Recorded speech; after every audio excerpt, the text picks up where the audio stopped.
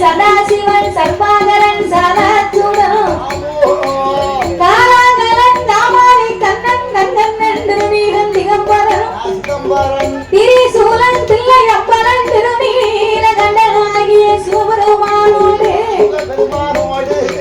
யானை தோல் போர்வையும் புலித்தோல் ஆசனங்களோடு சக்தியோடு ஆண்டவன் கையிலே குளிர்ந்து வருகின்றார்.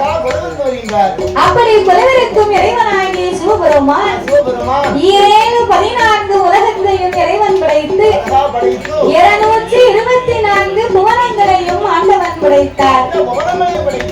7 சப்தா சாரங்களாகப்பட்ட கடல்களை படைத்து கல்லுக்குள் இருக்கும் தேரையும் தாயார் கருப்பையுக்குள் வாழும் சிசுவையும் முட்டைக்குள் உருவாகும் குஞ்சியும் ஆண்டவன் படைத்து ஓர் அறிவு முதல் 6 அறிவு படைத்த நாமளை போன்ற மாநில மக்களை ஆண்டவன் படைத்தார். நாமளை ஏன் படைத்தார், எதற்கு படைத்தார்? ஏன் தாத்தா இவ்வளவு சலிப்பா கேட்ட? மண் உலகிலே மனிதர்களாக பிறப்பது பெரிய காரியம் அல்ல, ஒரு மனிதனாகவே உயர்ந்து வாழ்வதுதான் பெரிய காரியமா இருக்கு. அம்மா நீ வாழ எனக்கு பொறுப்பு அல்ல, நான் வாழ உனக்கு பொறுப்பு அல்ல, சாய்ந்துக்கார வாழ நான் பொறுப்பு இல்ல. இப்படி ஒருவருக்கு ஒருவர் போட்டு பொறாமைகள் இருந்தா உலகத்துல வாழ்வது கஷ்டம் தானே. ஆனால் ஆண்டவன் மண் உலகிலே மனிதர்களை ஏன் படைத்தார் தெரியுமா? சிவனாருடைய வடிவத்திலே இதோ நமது முன்னால் அமர்ந்து கொண்டிருக்கிறார்களே நாமளை பெற்றெடுத்த தந்தையை படைத்தார். அம்மா சிவ சக்தி இருக்காளே இந்த பேச்சு அம்மா, அம்மனுடைய வடிவத்திலே நாமளை 10 மாதம் கருவிலே சுமந்து பெற்று எடுத்த தாய்மார்களை ஆண்டவன் படைத்து சிவன் வடிவத்திலே ஆண்களையும் சிவ சக்தியின் வடிவத்திலே பெண்களையும் படைத்து ஆணென்றும் பெண்ணென்றும் ஆண்டவன் அகில உலகத்தையே உண்டு பண்ணினார். அதிலே நாமளுக்கெல்லாம் எஞ்சான் உடம்பை கொடுத்தார். எஞ்சான் உடம்பிலே ஆண்டவன் ஒரே ஒரு சான் மட்டும் தான் இந்த வயசை கொடுத்தார். அப்ப ஒரு சான் வயசை கொடுத்ததுக்கு அதனால ஆண்டவன் சிவபெருமான் ஒரு சான் படைக்க போய் உடம்பெல்லாம் வயிறப்படைச்சிருந்தா விலை எங்க இருக்கும்? ஒரு கிலோ அரிசி வந்து 200-300 ரூபாய்க்கு விற்கும். ஆகையினாலதான் ஆண்டவனாகியப்பட்ட சிவபெருமான் 6 சான் வாழ்க்கையாக கொடுத்து உடம்ப கொடுத்து ஒரு சானுக்கு வைத்த மந்திரம் படைத்தார். இது மண்ணை தவிர மற்றது பூரா நீங்கி நமக்கு ஒரு சான் வயது மண்ணையும் நீங்கி வெப்பம் நீங்கி பெண்ணானவள் அதாவது வெப்பகுதியாக இருக்கின்ற நேரத்தில்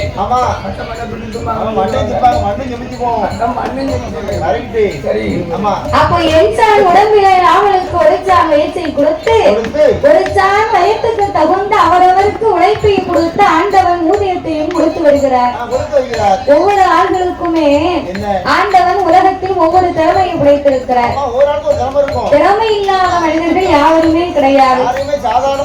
நம்ம தான் நினைக்கிறோம் நமக்கு மேல யாரு இருக்கா, நமக்கு தான் எல்லாமே தெரியும், நம்ம தான் பெரிய வித்துவான் பெரிய வித்துவாரு அப்படின்னு நம்ம தான் நினைக்கிறோம்.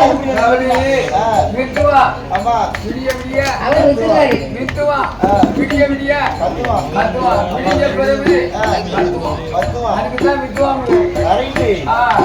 அதனால நம்ம தான் அப்படி நினைக்கிறோம். தெரியாதவர்களும் வல்லவனுக்கு வல்லவன்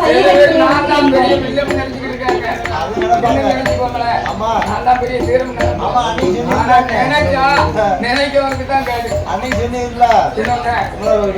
ஹோட்டல் கடையில டிக்கெட்ல உண்மைதான் கேட்காது தெரியல. நம்ம சொல்றது உண்மையே நம்ம யாரும் கேட்க மாட்டாங்க. அப்போ ஒவ்வொரு ஒரு திறமை இருக்கும். போடக்கூடாது, நிலையே போடக்கூடாது. அவர் வந்து இப்போ நீங்க வந்து தொழில திறமையா இருக்கலாம். நான் வந்து ஹோட்டல் ஒன்று விட்டேன்னா சாப்பாட்டு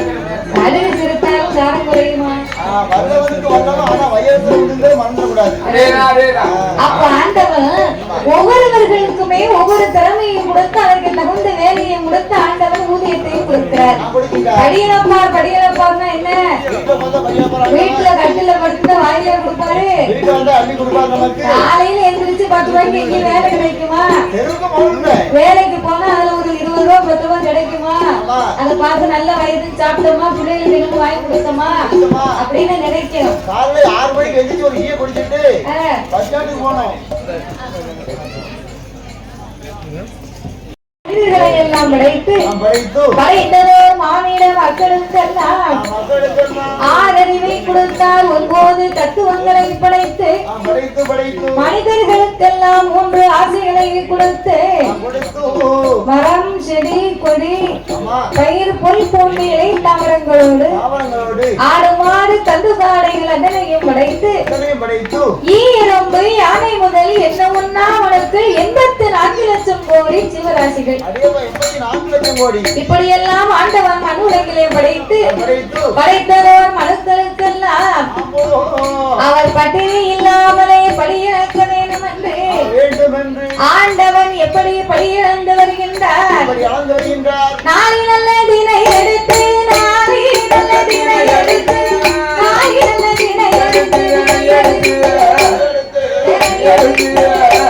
அவர் நாடு எங்கும்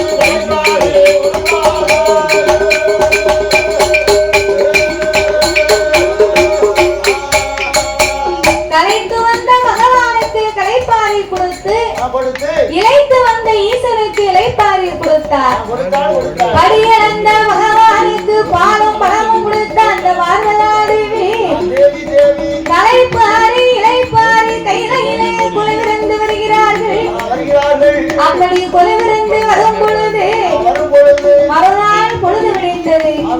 அங்கையான பார்வதி என்னைக்கும் போலவே ஆண்டவனுக்கு அன்னைக்கும் படி அரிசி எடுத்து கொடுத்தார். ஆண்டவனும் படி அழைக்க வேண்டும் என்று வாங்கிக் கொண்டு கைலாச வாசலை விட்டு கடந்துதான் வருவார். பார்வதி ஓடி வந்தால் இறைவனை இரு கரம் நீட்டி வழிமறித்தார். ஆண்டவா பரம்பொருளே, என்னைக்குமே இந்த ஆண்டவை உலகமெல்லாம் வழியிறக்க போறார். இவர் உலகமெல்லாம் வழியிறக்க போனா பார்வதா தேவி நானும் வழி அரிசி எடுத்து கொடுக்கிறேன். நான் வழி அரிசி எடுத்து கொடுக்கும் போது இந்த ஆண்டவை கைலாசத்திற்கு திரும்பி வரும்போது ஒரு அரிசி கூட மிச்சம் இல்லாம இவர் வாராரு. அப்படி என்ன இந்த ஆண்டவை வழி இழந்திருக்க முடியும்? ஒருவேளை இவர் படி அளந்துட்டு வாராரா, இல்ல படைத்த மனுக்களை எல்லாம் பட்டினி போட்டுத்தான் வருகின்றாரா?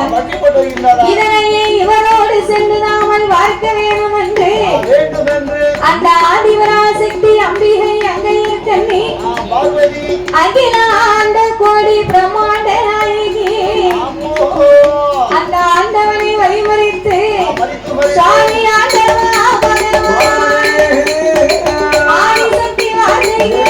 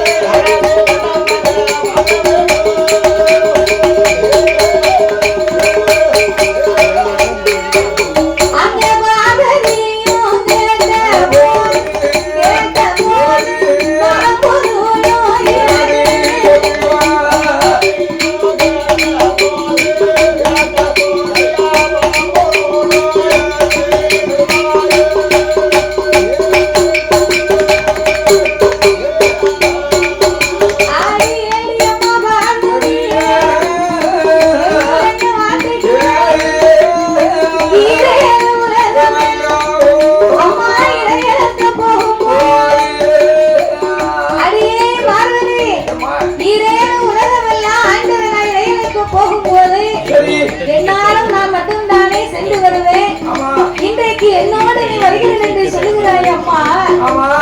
உன்னை என்னோட அழைத்து செல்வதிலே எந்த குறையும் இல்லை. அப்படியானா கண்டிப்பா உங்க கூட நான் வருகிறேன் ஆண்டவா. ஏய் பார்வதி, இறைவன் இந்த உலகத்தை நான் ஒரு விதமாகவே படைத்து உள்ளேன். உலகத்திலே உள்ள மாறிட மக்களை எல்லாம் நான் பல விதமாகவே படைத்து உள்ளேன் பார்வதி. ஒருவரை கூறாக படைத்திருப்பேன், இன்னும் ஒருவரை குருடாக படைத்திருப்பேன். கூன், குருடு, செவிடு, பேடு, நொண்டி, மூக்கரை. குழந்தை உள்ளவர்கள், குழந்தை இல்லாத பேர்கள். இந்த உலகத்திலேயே பெரிய ஒரு வசதியை கொடுத்திருப்பேன். ஆனால் அங்குதான் ஒரு குழந்தை செல்வம் இருக்காது. இன்னும் ஒருவருக்கு குடிக்க உப்பில்லா கூழ் இருக்காது பார்வதி. அவர்களுக்கு ஒரு கோட்டை முட்டைப்புள்ள கொடுத்திருப்பேன். ஒரு கோட்டைன்னா அந்த காலத்துல 21. அப்ப பூரா இந்த கோட்டை கணக்கு தானே சொல்லுவாங்க. காக்கோட்டை, அரைக்கோட்டை, குப்பா கோட்டை. முடி கோட்டை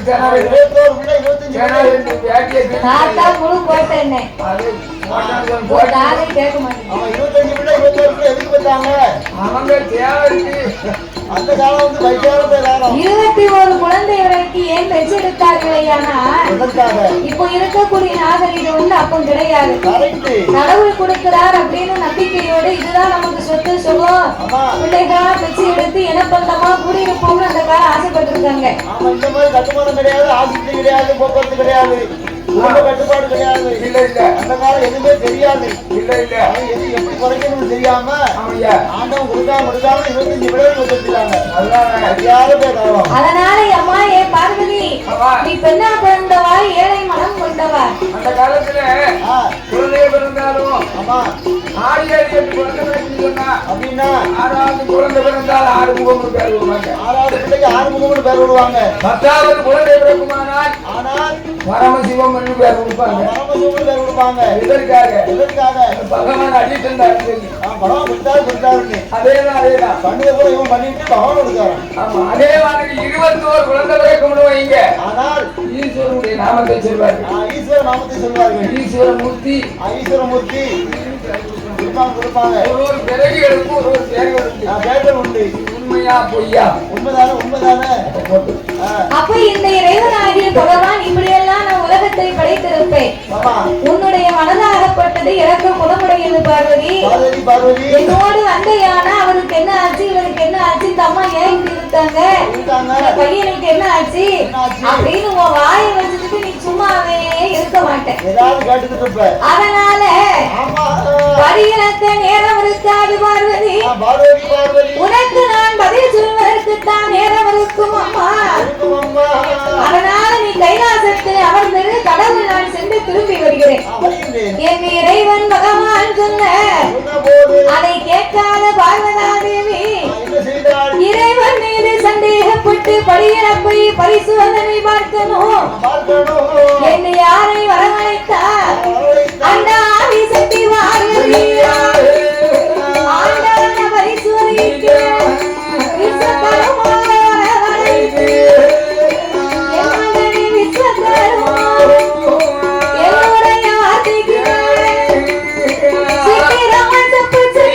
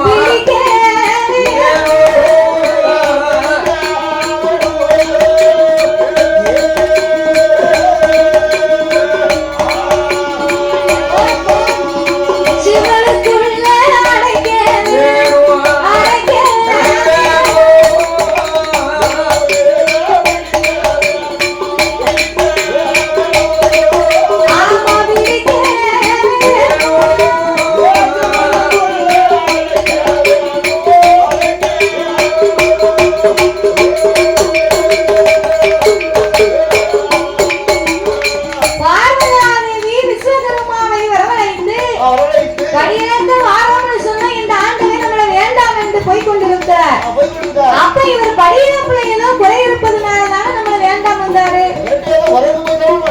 மடியிலே கடமில்லையானா வழியிலே பயம் தேவையில்லை. அப்ப இந்த இறைவன் படியிறப்புல ஏதோ ஒரு குற்றம் குறை இருக்கு. ஆகையினாலே இந்த ஆண்டவனார் படியிறப்பை பரிசோதித்து பார்க்க வேண்டும் என்று ஆதிபராசக்தி விஸ்வகர்மாவை வரவழைத்து சிவனை செய்து கொண்டு வந்து சிவனார் தேவியின் கையிலே கொடுக்க சொல்ல உடனே அதை கேட்ட விஸ்வகர்மா ஆண்டு வந்து சம்மதித்தார். காஞ்சனம் கம்பு வெட்டி கண்டை சிமை உண்டு பண்ணி பூவரசம் கம்பு வெட்டி புதுச்சிமலை தான் கடைந்து திருக்கோடானி பூட்டம் போட்டு சீனி போட்டு மேலே போட்டு சிவனுக்கு ஏற்ற வரணங்களை தீட்டி உடனே கொண்டு வந்த பார்வதி கையிலே கொடுத்தார். பார்வதி சிவனை வாங்கினார். இந்த சிவனை வைத்து சிவனார் சிவனுடைய படி இழப்பையை நாம பரிசோதித்து பார்க்கணும். சிவனை வச்சு எப்படி பரிசோதனை பார்க்க? இறைவனுக்கு தெரியாமல் ஏதாவது இரண்டு உயிர்களையும் நாம பிடித்து அடைக்கணும். அப்ப அடைத்து வைத்திருக்கக்கூடிய உயிருக்கு ஆண்டவன் எப்படி படி இழக்காருன்னு பார்ப்போம். அப்படி என்று சொல்லி அந்த சிறிய சிவனுக்குள்ள எதை பிடித்து அடைக்கலாம்?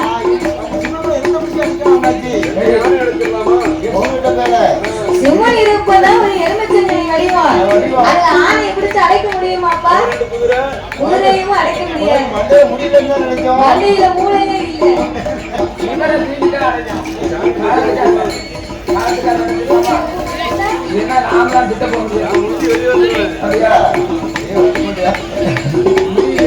சிறிய சிவனுக்குள்ள எதை பிடித்து அடைக்கலாம் என்று பார்க்கும்போது பார்வதா தேவி எதை பிடித்து அடைத்தால் தெரியுமா? அதில் உயிராது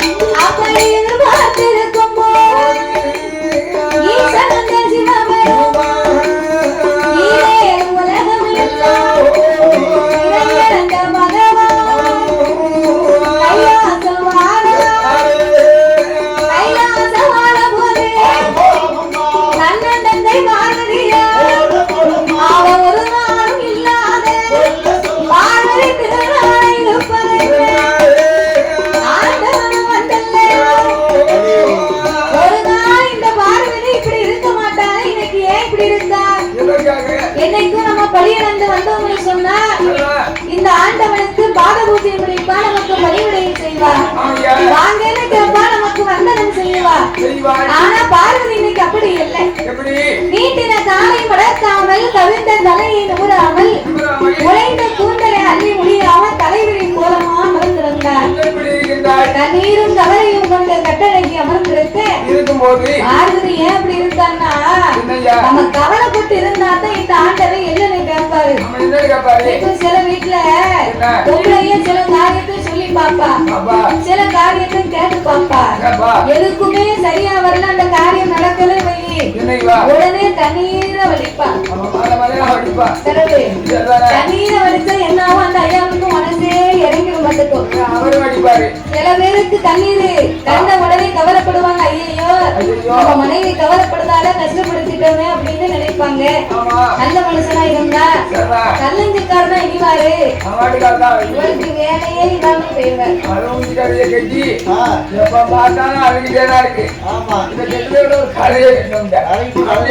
அத முதல்ல கல்வி கட்ட வேண்டியதானே.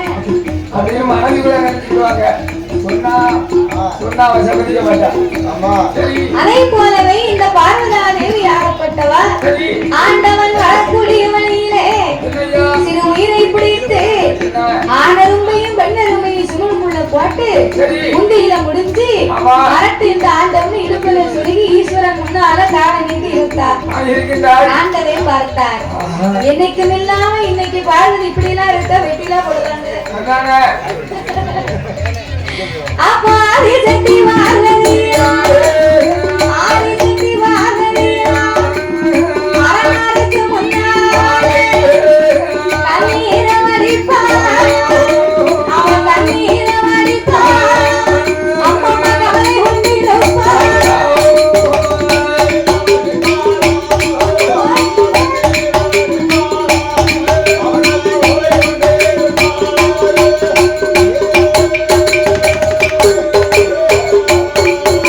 அப்ப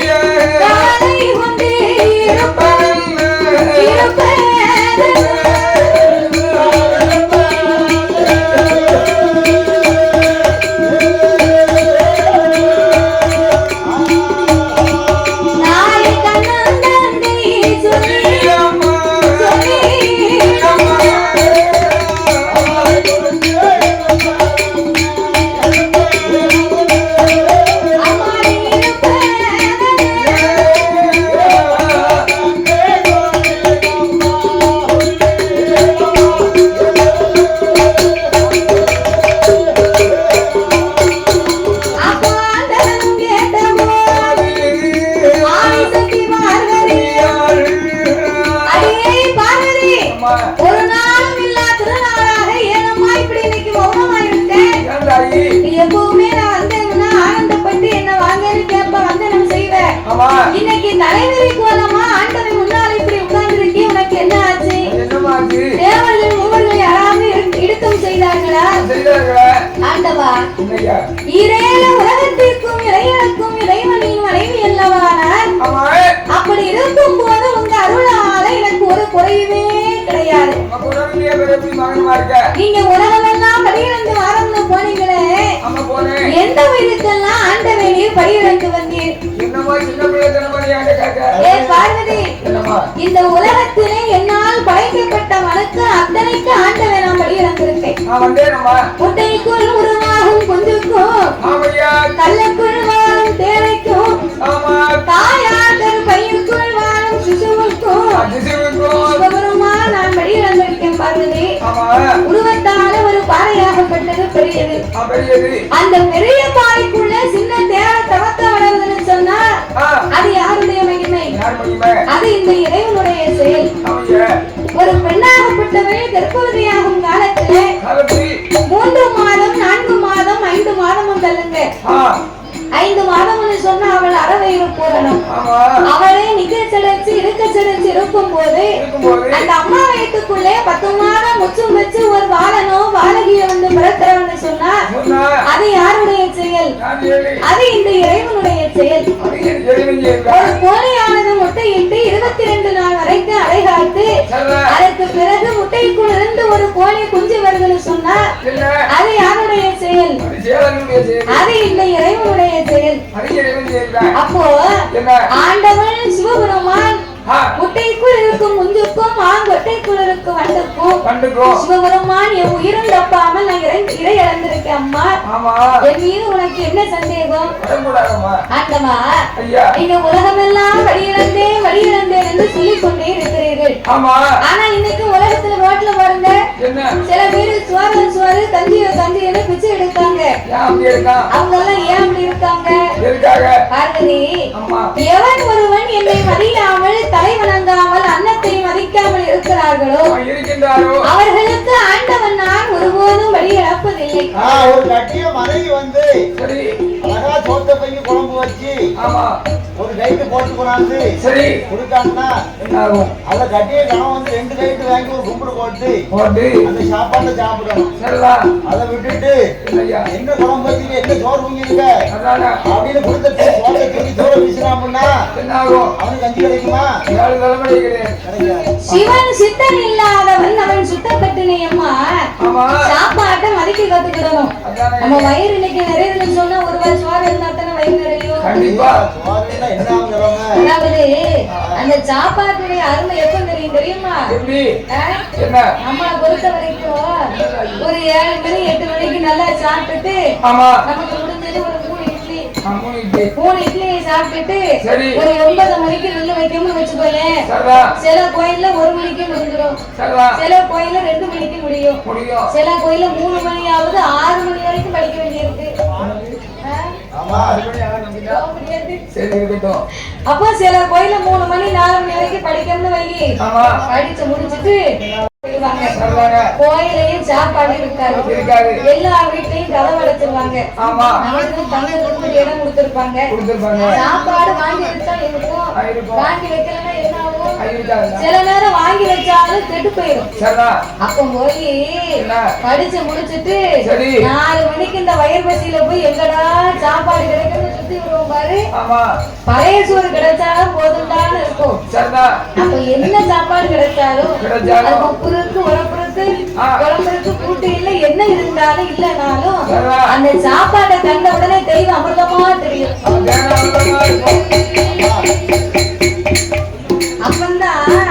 அப்பந்தான் அந்த சாப்பாட்டினுடைய அருமை வந்து ரொம்ப ருசியா தெரியும்.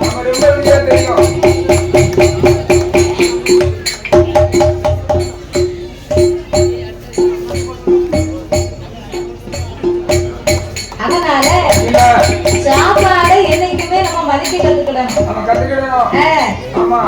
வெயிலுக்குள்ள போனாதான் இடம் இல்லாம வெயில வந்தாதான் இடனுடைய அருமை தெரியும். தெரியும். தண்ணி தாகம் எடுத்தாதான் ஆமா அந்த தண்ணியோட அருமை தெரியும். தெரியும். தாகம் எடுத்து தண்ணி கிடைக்கலாம் எவ்வளவு கஷ்டமா இருக்கும். ரொம்ப சங்கடம். ஆமா அது மாதிரி பொண்டாட்டி 10 நாள் போட்டு போனாதான் பொண்டாட்டியோட அருமை தெரியும். தெரியும். அப்ப பசி எடுத்து சோறு கிடைக்காம அலைஞ்சாதான் ஆமா அந்த சோற்றினுடைய அருமை தெரியும். இப்ப ஆலயத்துல போய் பிரசாதம் கொடுப்பாங்க. ஆமா பிரசாதம் கொடுக்கும் போது அதாவது விரைவு சொன்னா உயர்வான வாய்க்க. ஆமா அதே மாதிரி பிரசாதத்தை கொடுக்கும்போது அவசரமாக படம் கேட்கக்கூடாது. எப்படி நீட்டணும்? எப்படி ஐயா ஒரு கையை கீழே வச்சு மரியாதையா கேட்கணும். ஒரு கையை மேல வைக்கணும். ஆமா அதான் பிரசாதத்தை வாங்கக்கூடிய பண்பு. அதாவது வீட்டுல வந்து எப்படி பொங்கினாலும் சரிதான். ஆமா அதுக்கு பேர் என்னது? அது சாதம். சாதம் சொல்லுவாங்க சாப்பாடு. இங்க கோயில் பொங்கலிட்டா அதுக்கு பிரசாதம். அது பிரசாதம். அதுதான் திரை என்றால் உயர்வானது பிரசாதம். அப்ப இந்த அன்னத்தை எவர் ஒருவர் மதிக்காமல் இருக்கிறார்களோ அவர்களுக்கு ஆண்டவனால் ஒருபோதும் வழியிடப்பதில்லை அம்மா. என்ற ஆண்டவன் சிவபெருமான் சொன்ன போது அந்த ஆதிவரா சக்தியாகப்பட்டவள் ஆண்டவா நீங்க எத்தனைதான் எனக்கு எடுத்து சொன்னாலும் உங்களுக்கு தெரியாமல் இன்னைக்கு இருவுயிர் பட்டினியாக என்னிடத்தில் இருக்கின்றது. ஏய் பார்வதி எனக்கு தெரியாம 2 உயிர் பட்டினியா இருக்கா?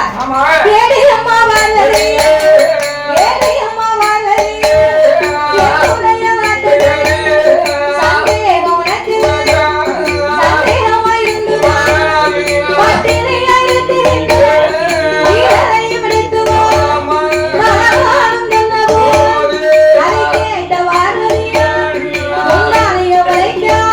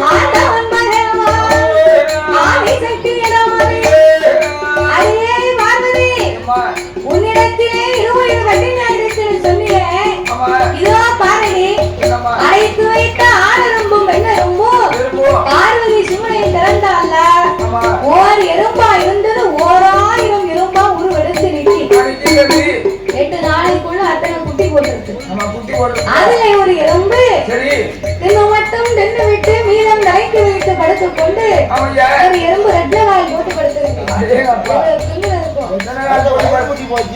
நிறைஞ்சு போச்சு மீதியை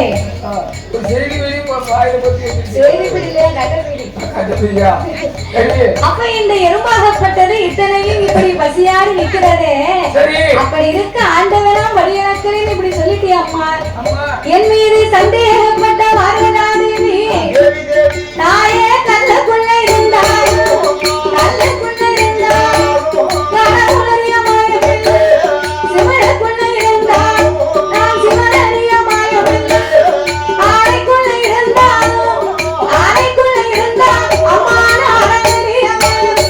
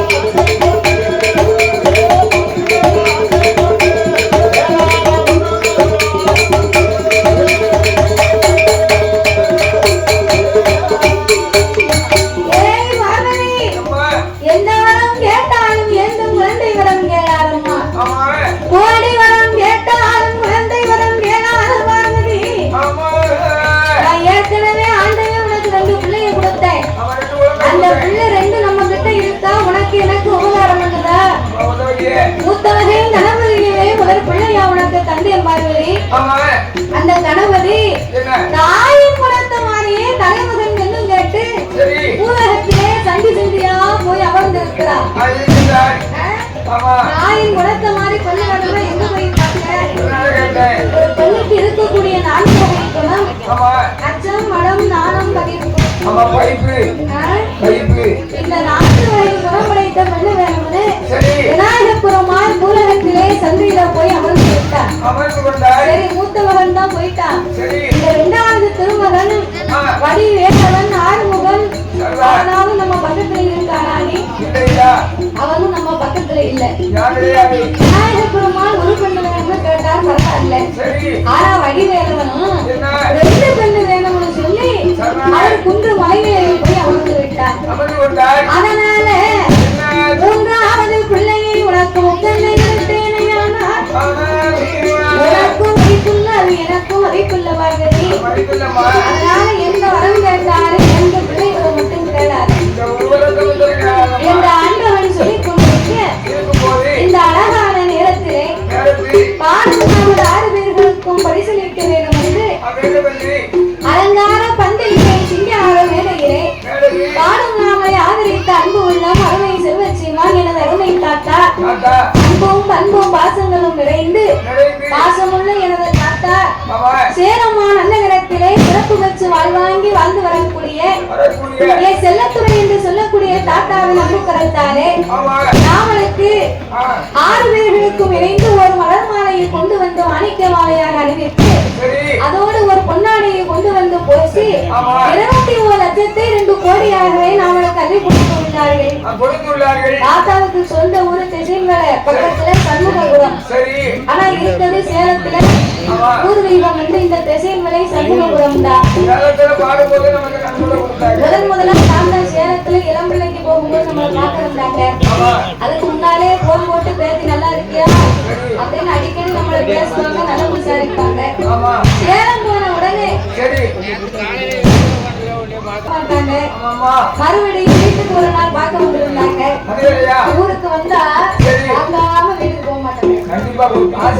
ஆனா இன்னைக்கு எதுவும் வேற காரியமா வரல. நம்ம வில்லுப்பாண்டி திசைமலைக்கு வீட்டு குடை விழாங்கிறதுனால கண்டிப்பா போய் பார்க்கணும்னு தாத்தா ரொம்ப ஆசைப்பட்டு முந்தாலே வந்தாச்சு.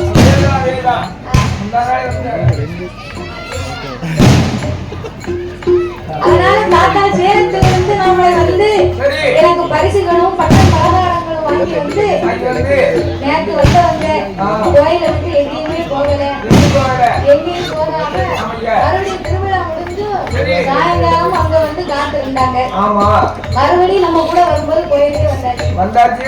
அப்படி நாம மீது அன்பு கொண்டு அதாவது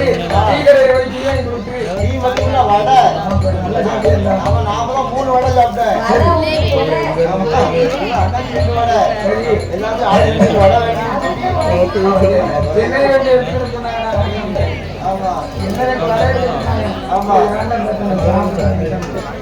நீ அவ்வளவு தாத்தனியும்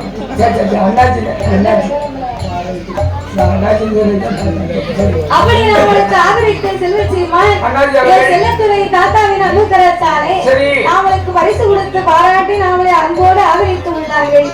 அவர்களுக்கு அடுத்தபடியாக பரிசளித்த அன்பு உள்ளம் அருமை செல்வச்சிமாட்டி செல்வி என்று சொல்லக்கூடிய அருமை அக்காவின் அன்பு கரத்தாலே அவர்களும் நாமளுக்கு 101 லட்சத்தை பரிசாக அள்ளி கொடுத்து வாழ்த்து தெரிவித்து அவர்களும் நாமளுக்கு அன்பளிப்பு செய்து உள்ளார்கள்.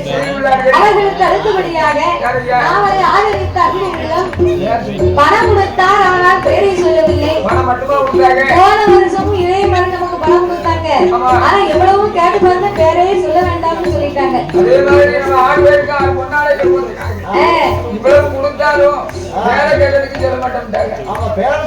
நாமளுக்கு பொன்னாடையை போச்சு ஒரு மலர் மாலையையும் அணிவித்து அதோடு நாம 6 பேர்களுக்கும் ஒரு ஆளுக்கு கொடுத்தா மனசு கனவா இருக்குமே, நமக்கு தண்ணியே நினைப்பாங்களே, அவங்களையும் ஒரு அன்பு பாராட்டி ஊக்குவிக்கணும்னு சொல்லி 6 பேருக்குமே 201 லட்சம். எங்க ஊர்ல கோயில் கொடைக்கு நன்கொடை கோயில் கட்டுவாங்க. சரி, ஒரு நாள் 5 லட்சம் கொடுத்துச்சு. அடேப்பா, ஒரு ஆள் 3 லட்சம் கொடுத்துச்சு. ஆமா.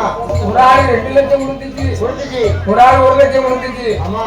ஆனா இவர்கள் எல்லாம் பேரே வேண்டாம்ட்டாங்க. பேர் கல்வெட்டு வரக்கூடாது. வேண்டாம். நான் கொடுத்தது 101. ஆமா. நான் போய் சொன்னேன், கல்வெட்டுல வரணும். முதல்ல போடணும். வரணும். நீ கொடுத்த 101. ஆமா. அப்படின்னு சொல்லக்கூடியவன் அதுதான் ஒவ்வொரு மனசும் ஒவ்வொரு சைஸா இருக்கும். உலகம் அப்படி இருக்கும்போது அவங்க இவ்வளவு செஞ்சு பேர் வேண்டாம்னு சொல்லி போனாங்களே, அதான் பெருந்தன்மை குணம் என்பார்கள். அப்பேற்பட்ட அன்பு கொண்டு அவளை ஆதரித்த செல்வச்சீமாரும் செல்வச்சீமாட்டிகளும் அதோடு மட்டுமல்லாமல் எனது அருமை அன்னார் அவர்கள் சித்தி டிவியின் உரிமையாளர் இந்திரஜித் அன்னாருடைய அன்புக்கரத்தாலே இன்றைய பொழுதிலே நாவலுக்கு 501 லட்சத்தை அறக்கோடியாக கொடுத்துள்ளார்கள். 300 ரூபாய் கொடுத்துனா அண்ணாச்சி கார் வாங்கிப்பாப்ல பிறகு அதனால நமக்குலாம் சேர்த்து நல்லா செலவு பண்ணி சாப்பிட்டுட்டுமே. எப்போதும் 2 மடங்கு கொடுப்பாரு அண்ணாச்சி. இன்னைக்கு 3-4 மடங்கு அதிகமா 5 மடங்கு கொடுத்திருக்காரு. அண்ணாச்சி மேலும் மேலும் உயர்ந்து இப்ப கார் வாங்கியிருக்காரு. இன்னும் 5 லாரி வாங்கிருக்க.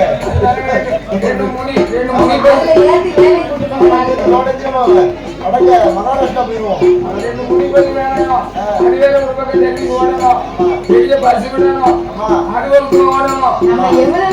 பாடுபட்டு உழைக்கமோ அதுக்கு வரைக்கும் மேல உயர்ந்து போய்கிட்டே இருக்கும். உழைப்புதான் உயர்வு தரும். அப்படி நாங்களுக்கு அன்னாரவர்கள் இன்னைக்கு 51 லட்சத்தை அறக்கோடியாக வெள்ளி கொடுத்து உள்ளார்கள். கடைசலித்த ஆதரித்த அன்பு உள்ளம் எல்லாம் அவருடைய உற்றார் பெற்றார் உறவினர்களோடு அவர் குடும்பம் எல்லாம் எப்படி வாழ வேண்டும் தெரியுமா? வாழ வேண்டும், வளர வேண்டும், வாழ வேண்டும், வளர வேண்டும். மலைமுறைகள் அருளாய், மலைமுறைகள் அருளாய்.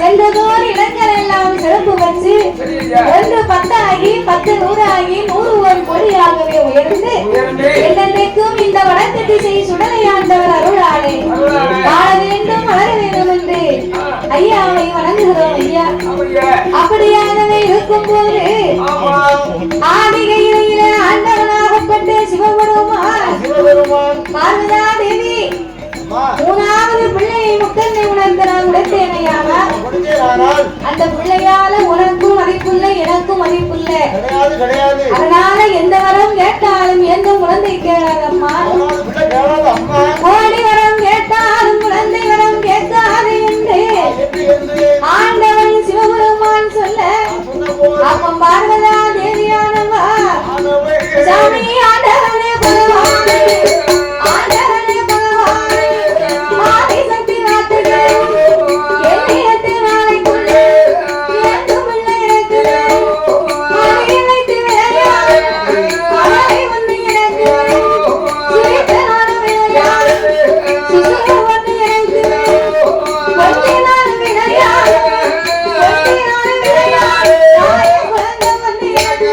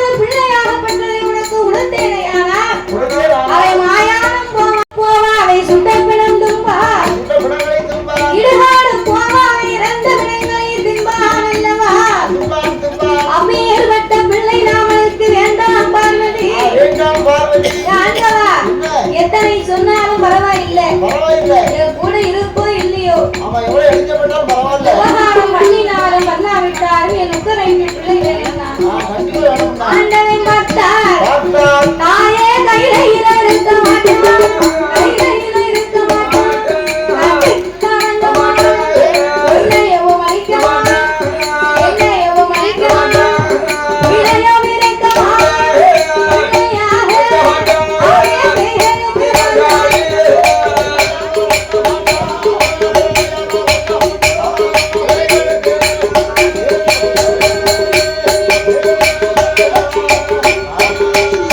எம்மா பிள்ளையாக பிறக்கமான், பிள்ளைகளுக்கு ராஜாளி, மகனையா பிறக்கமான், வாய குழந்தையன், அரங்காளைய பார்வதி, ஆண்டவன் சொல்லும் வார்த்தையை கேளு.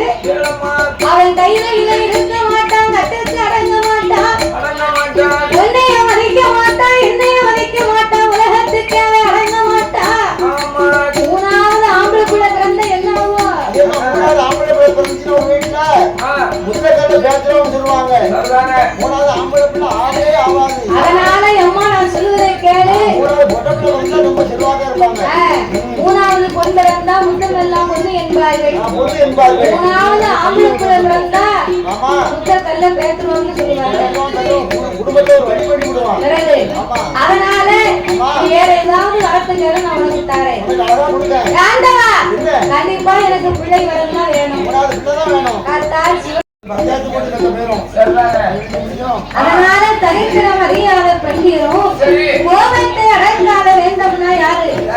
ஒரு ஆளுக்கு கோபம் வரணும்யா, காரணத்தோட வரணும். சும்மா எதுக்கெடுத்தாலும் முழு முழு முழுன்னு இஞ்சி நின்ற குரங்கு மாதிரி எப்ப பார்த்தாலும் இன்னும் இருக்கக்கூடாது.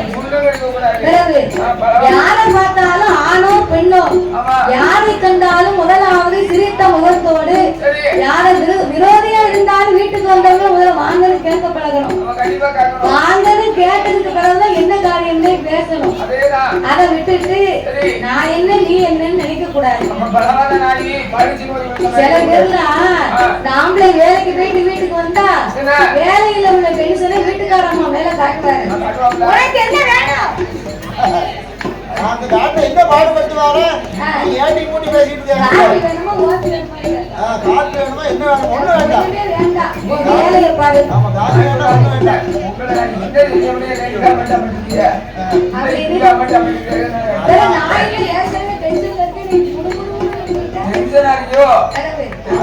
அதுக்குத்தான் நாட்டுக்கு வேலைக்கு போயிட்டு ஆம்பளை வீட்டுக்கு வந்தாங்கன்னா நல்ல விவரம் உள்ள கொண்டாட்டி ஒரு செம்பு தண்ணி குளிர்ந்த தண்ணியை கொண்டு கொடுப்பா.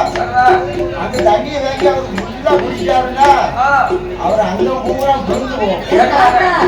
உளுந்த தண்ணியை வந்து குடிப்பாரு, குடிச்ச நிமிஷம் தானே இருப்பாரு. வீட்டுக்குள்ள வந்த பிறகு மறுபடியும் சிந்தனை எல்லாம் வேலையில மாறும். மறுபடியும் போகத்தான் செய்வாரு. நல்லவரா இருந்தா நீ சொன்ன மாதிரி அனுசரிச்சு போவாரு. அவரவர் மனசு போல. கொண்டாட்டி காது கொண்டாலும் குத்தம், கை கொண்டாடும் குத்தம் தான். அதாவது பிடிக்காதுன்னா அது பிடிக்காம பிடிக்காது. அது ஏன் பிடிக்காதுன்னு சொல்லணும். பிடிக்கி அப்படின்னு அனுசரிச்சு வாழ்ந்தா வாழத்தானே செய்யலாம். வேணும்னா வேணும், வேண்டாம்னா வேண்டாம். நம்ம மனசுதான். அதனால கோபத்தை அடக்காத வேண்டல். குருமொழி கேளாய சீடம்னா யாரு? குருவாகப்பட்டவர் சிறியவராய் இருந்தாலும் பெரியவராய் இருந்தாலும் 5க்கு 2வது அவரை மதிக்க கத்துக்கிடணும். குருவை மதிக்கலன்னா என்ன ஆகும்? குடிக்க கஞ்சி கிடைக்காது, குருதோஷம் பிடிக்குமாயா. பிறகு அதனால குரு வந்து உள்ளளவு நினைச்சு பார்க்கணும். அதனால இதெல்லாம் நாமளுக்கு இருந்தும் பயனில்லை, இறந்தும் பயனில்லை. வார்த்தையை மீறி நீ பிள்ளை வரம் கேட்காத பார்வதி பின்னால நமக்கு விளைவு வந்து சேரும் என்ற ஆண்டவன் சொன்னபோது அந்த நல்ல வேலையில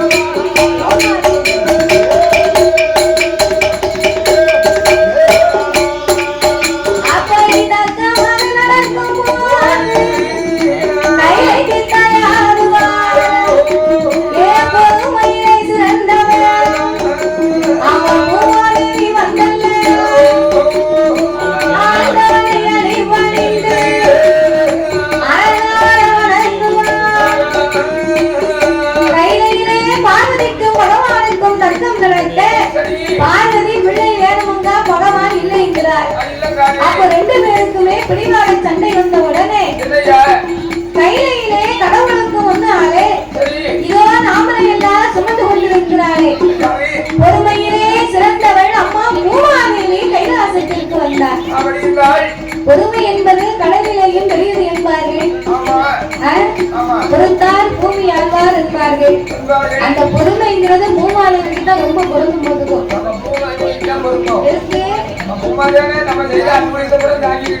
அதே அப்பா உலகத்திலே பொறுமையா உள்ளவா ஏன் பொறுமையா உள்ளவன்னு சொல்லுதாங்க அவளை. அதாவது நம்ம என்னவெல்லாம் பண்ணுறோம் அதேப்பா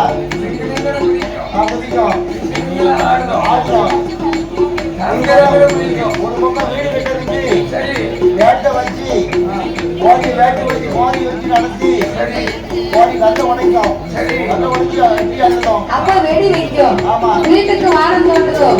அதுக்கு தண்ணி வேணும்னு போர் போடுதோம். அவளை என்ன துன்பப்படுத்துதோம் நம்ம. அதேப்பா ஆமாத கழிவெல்லாம் அவன் மேல போடுதோம். அந்த அம்மா அவ்வளவு தூரம் பொறுமையா இருக்காங்கன்னா குப்பையெல்லாம் சரிகள் தாடு நக்காத குப்பையெல்லாம் கொண்டு வந்து போட்டு அது மண்ணோட மண்ணா 300 வருஷம் ஆனாலும் வயாது பார்த்துக்கும். சாக்கடை வேற நம்ம வீட்டுல பாத்ரூம் இருக்குன்னு வை அதுக்கு வீட்டுக்கு வீடு ஒரு கிடங்கு வேற. அவன் ஏன் பொறுமையா இருக்கா தெரியுமா? ஏன் மனுஷங்களா எவ்வளவு ஆடணுமோ எவ்வளவு சேட்டை பண்ணணுமோ பண்ணுங்க. கடைசியில பாடி செத்ததுக்கு பின்னால உன்னை நான் தானே திங்க போறேன் அவனை எப்படிதான் ஏங்கிட்ட தாண்டா வரணும் அப்படின்னு அந்த அம்மா பொறுமையா இருக்கா. என்னைக்கு எல்லை மீறி நடக்குமோ அன்னைக்கு நம்ம தூக்கி தெரியுவா.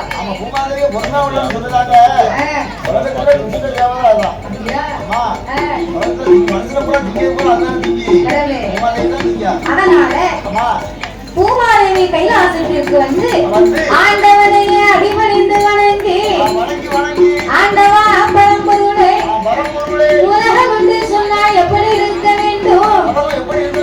உலகம் என்று சொன்னா வாழ்வும் இருக்கும் தாழ்வும் இருக்கும் இன்பமும் இருக்கும் துன்பமும் இருக்கும் லாபமும் இருக்கும் நஷ்டமும் இருக்கும்.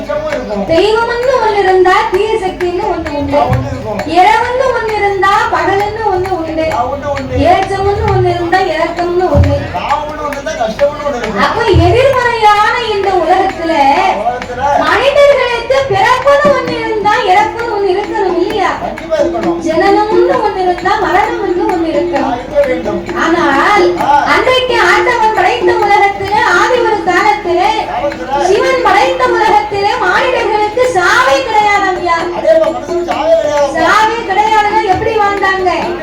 100 வருடம் 200 வருடம் 300 வருடம் ஆண்ட அனுபவித்து ஆவி அடங்கி ஒடுங்கி தூள் குறுகி குறுக்கெல்லாம் உள்முளைத்து உள்ளி பிடிக்க சடை இல்லாம தோலுக்கும் எலும்புக்கும் தொண்டம் இல்லாம ரத்தமே இருக்காது. காடு வாவாங்க வீடு போப்போங்க கட்ட உனக்கு எனக்குன்னு அடிப்படியா நிற்கும். அப்படி ஒரு காலம் லொக்கு லொக்கு லொக்குன்னு இரும்புவாரு. அப்படி ஒரு காலத்துல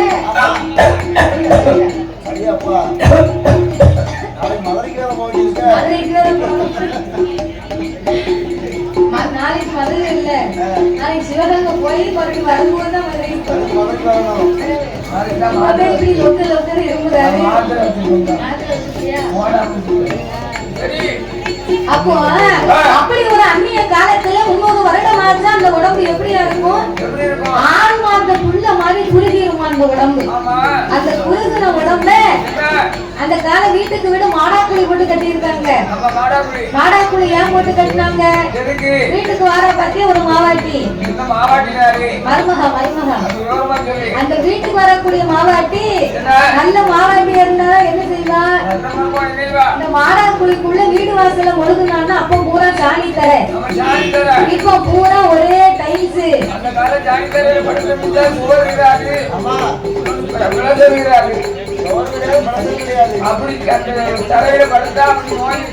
ஆனா இப்போ மேலையும் டைல்ஸ் சிவத்திலையும் டைல்ஸ் கீழே தரையிலையும் டைல்ஸ் கிச்சன்லயும் டைல்ஸ் பாத்ரூம்ல டைல்ஸ் எங்க போனாலும் ஒரே டைல்ஸ். டைல்ஸ் பாத்துக்கோ. நான் 3 நாளைக்கு கிளம்பி பாத்ரூம் போனேன். எதுக்கு 3 நாளைக்கு முன்னாடி அழுத்துட்டு குளிக்க போனேன். சரி 3 நாளைக்கு நான் போனேன். தண்ணி ஊத்திருந்தேன். மேல இருந்து ஒண்ணு போட்டுங்க. எது விழுந்துச்சு? டைல்ஸா?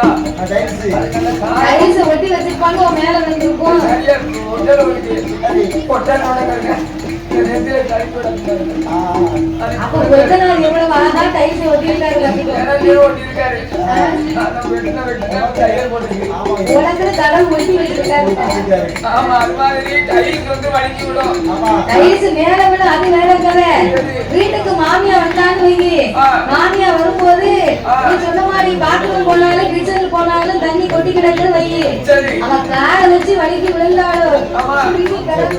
ஆமா கிளி பிறகு அதுல ஒரு மாவு போடுறதுனா அப்படி ஒரு வேலை.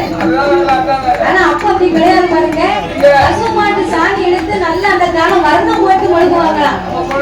எங்க ஆச்சிலாம் வீட்டுல வர்ணம் போட்டு மொழுகுனாலும் அந்த வீட்டை பார்க்க அப்படி ஒரு அழகா இருக்கும். ஆமா எங்க ஆச்சி ரொம்ப வர்ணம் போட்டு மொழுகிட்டு இருக்கா. வந்து பாரு அப்போ அந்த வீட்டுல இருந்தா கூரை வீட்டுல ஏசியில இருந்த மாதிரி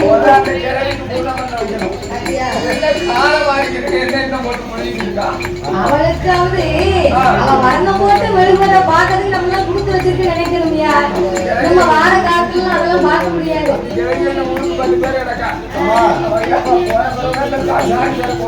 அப்ப இந்த சாணித்தரையை முழுதுனா அது காய்க்கு நேரம் ஆகும். அப்ப இந்த பெரியவங்களை வெளியே போங்க சொல்ல முடியாது, எந்திரிச்சு போகவும் முடியாது. அப்ப இந்த மாவாட்டி மருமக என்ன செய்வா?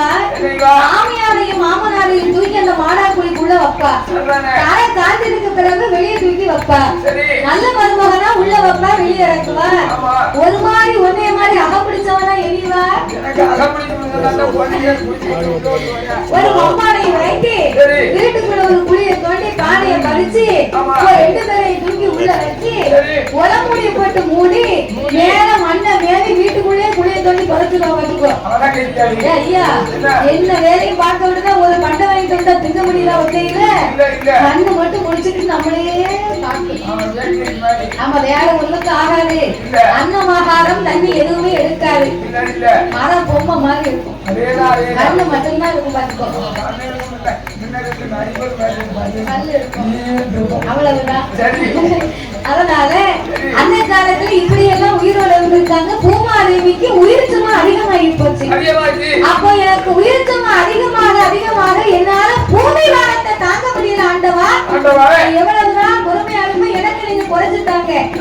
அப்படி என்று பூமாதேவி முறையிட்டு சொன்ன போது நீ கவலைப்படாத, உனக்கு இருக்கக்கூடிய பூமி பாரம் உயிர் சுமையை நான் உனக்கு குறைச்சு தரேன். ஆண்டவன் வல்லவரையே வரவழைத்து ஐயா வல்லவரே பூமாதேவிக்காக பூலோகம் சென்று நீர் பறைவாசி அடிக்கணும். பூ இருக்க, பிஞ்சு இருக்க, காயம் இருக்க, கனியம் இருக்க, கனியிலே கனிந்த கனி மட்டும் பழுத்து உதறணும்னு நீங்க பறைவாசி அடிச்சுட்டு வாங்க. ஆட்டு வேண்டி சம்மதித்து வல்லவர் வெள்ளை யானையிலே அமர்ந்து கொண்டு பூலோகத்தில வந்து ஒத்த முரசு கொண்டு ஒரு தட்டு தான் தட்டினார். அதுக்குள்ள அங்க யார் வாரா? நாரத மகாமுனிவர் வந்தார். நாரதர் கலக நன்மையிலே முடியும் என்பாரே இவர் வந்தாரு. சிவபெருமான் நல்ல பறைவசியை வாங்கி அடிக்க சொன்னாரு. இவருக்கு கோபம் வந்தாருன்னு நல்லா சுண்ணு நடிப்பாரு. கோபம் வரணும்னா என்ன செய்யணும்? சும்மா நீ செவத்துல இழுத்துட்டு ஓடினு பாப்போம்.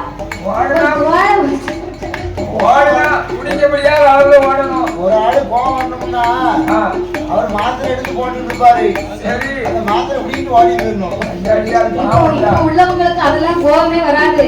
அடுத்தாலும் கூட 2 வாங்கிடுவாங்க. உங்களுக்கு கையில வச்சு இந்த யூஸ் பண்ணிக்கிட்டு இருக்காங்க ஒரு டச் மொபைல். அந்த டச் மொபைல பாத்துக்கிட்டு இருக்கும்போது புடிங்கிட்டு ஓடு. அவருக்கு வாழ கோவம் உலகமே வாழ்க்கை அதெல்லாம் ஓடிக்கிட்டு இருக்கு. செல்லுல மனுஷனை பார்க்க முடியும். நம்ம பிறக்கக்கூடிய பிள்ளை கூட வயத்துல இருக்கும் போது இந்த செல்லோட தனிச்சிடும் நினைக்கிறேன். அப்படிதான் இருக்கு. அப்போ ஒரு ஆளுக்கு கோபம் வரணும்னு சொன்னா ஏதாவது ஒரு இடையூறு வந்து நம்ம செய்யணும்.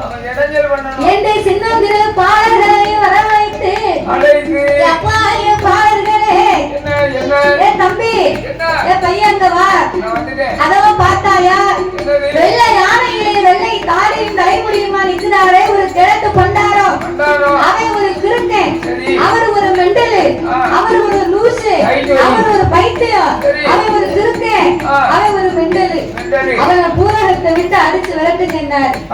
விரட்டுங்களை சொன்னதுதான் நேரம்.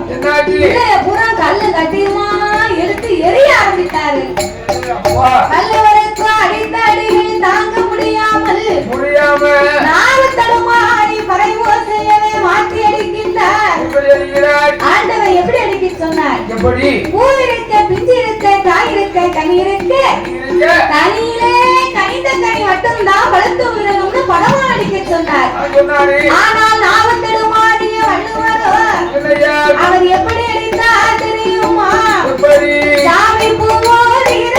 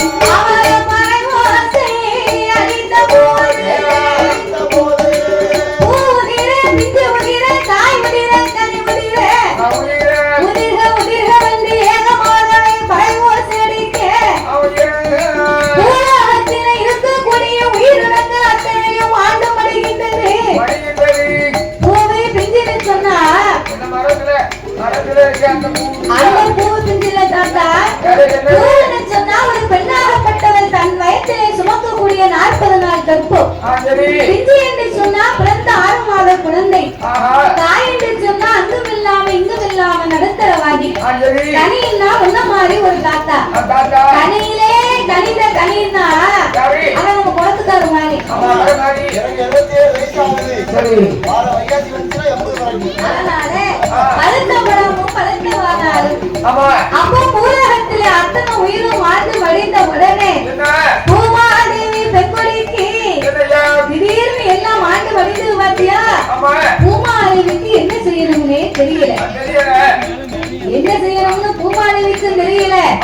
மக்களுக்கெல்லாம் இதை எரிக்கவா விதைக்கவா அப்படின்னு விவரம் தெரியாம அந்த காலத்துல மக்களுக்கு திடீர்னு செத்த உடனே எந்த விவரமும் பத்தல.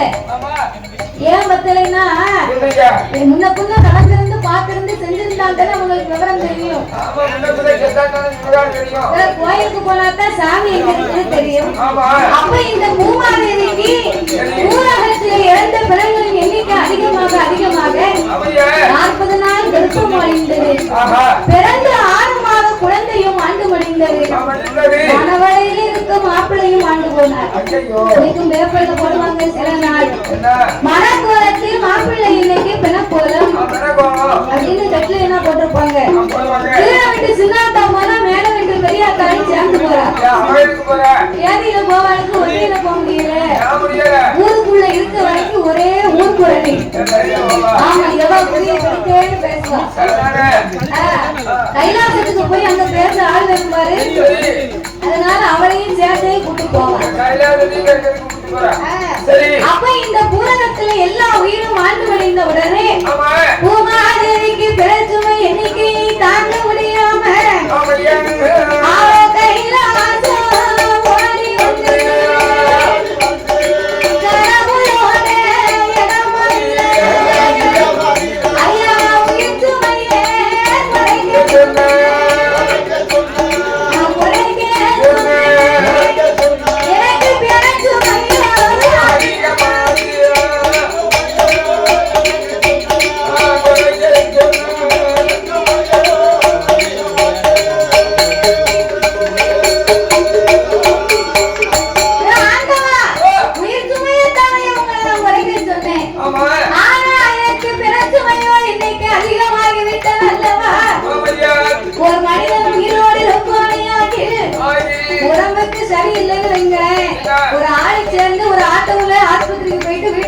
இறக்கி விடலாம். ஆனா இறந்த பிணமாயிட்டாருன்னு அவரை தூக்கி சுமக்க முடியுமா ஐயா? அதான் அந்த காலத்துல பெரியவங்க சொல்லுவாங்க, சாமி தத்தைக்கா புத்தைக்கா நாளுதா, தத்தைக்கா புத்தைக்கா நாளுதா, சாமி நலை கையில உச்சி வலை கையில, உச்சி வலை கையில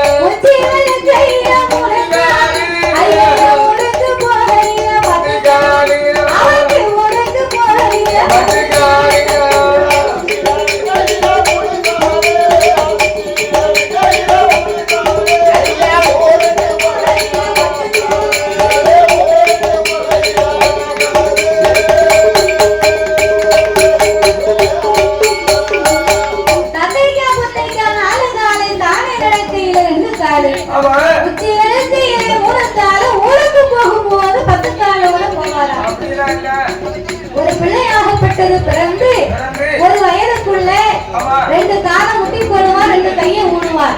தத்தைக்கா புத்தைக்காக 4 காலால தவழ்ந்து விளையாடுவார். அதான் தத்தைக்கா புத்தைக்கா 4 கால் சரியா போச்சா? நானே நடக்கையில் 2 காலுன்னா அதே குழந்தைக்கு நடக்கும் திறன் வந்துச்சுன்னு வைங்க. 2 வயசுக்குள்ள அந்த பிள்ளை எப்படியாவது 2 காலால எழுந்திருத்து நடக்க ஆரம்பித்துடுவார். அதான் தானே நடக்கையில 2 கால், உச்சி வெறுக்கையில 3 கால்னா வயோதியான பிறகு தலை முடியெல்லாம் நரைத்து தோலெல்லாம் சுருங்கி ரத்தமே உடம்புல ஓட்டம் இல்லாம நடக்க முடியாது, கைகள் எல்லாம் பலத்தை கொடுக்கும், நடம்பு தனிச்சமாய் இருக்கும். அப்போ தாத்தாவுக்கு கையில கம்பு இருந்தா தான் தொம்பு வரும் பார்த்துக்கும். அதான் உச்சி வெறுக்கையில 3 கால். ஊருக்கு போகும்போது 10 காலுன்னா அவர் ஆள் இறந்து பிணமாட்டாருன்னு வைங்களேன். அவரை அடக்கம் பண்ணுவதற்கு அந்த ஐயாவை பல்லாக்குல தூக்கி வச்சு பல்லாக்குல படுத்திருக்கிறவருக்கு 2 கால். ஆமா சாட்சி. பிறகு பல்லாக்குல படுத்திருக்கிறவருக்கு 2 கால். 4 முக்குக்கும் 4 ஆளு, 4 ஆளுக்கும் 8 கால், 8 2 10 காலோட ஊருக்கு போவார்.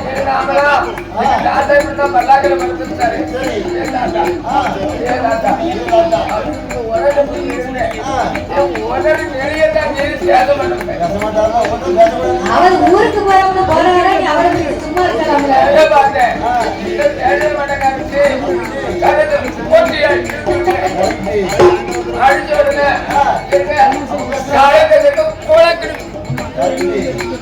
இதெல்லாம் மனுஷனாயா?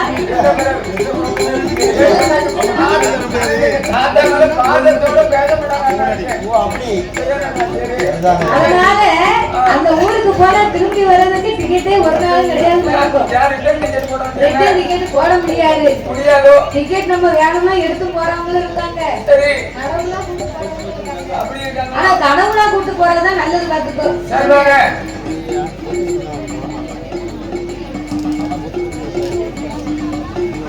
அதனால ஆண்டவா பரம்பொருளே, என்னால உயிர் சுமையை தாங்க முடியல. பிண சுமையா இன்னைக்கு அதிகமாகிவிட்டது. எனக்கு நீங்க பிண சுமையை குறைத்து தாரும் என்று பூமாதேவி சொல்ல, அப்போ ஆண்டவனாகப்பட்ட சிவபெருமான் அம்மாய பூமாதேவி, உனக்கு இருக்கும் பிண சுமையை நானே குறைத்து தரேன். அம்மா நீங்க கவலைப்படாத. ஆண்டவா நீங்க எப்படி குறைக்க போறீங்க? தாயே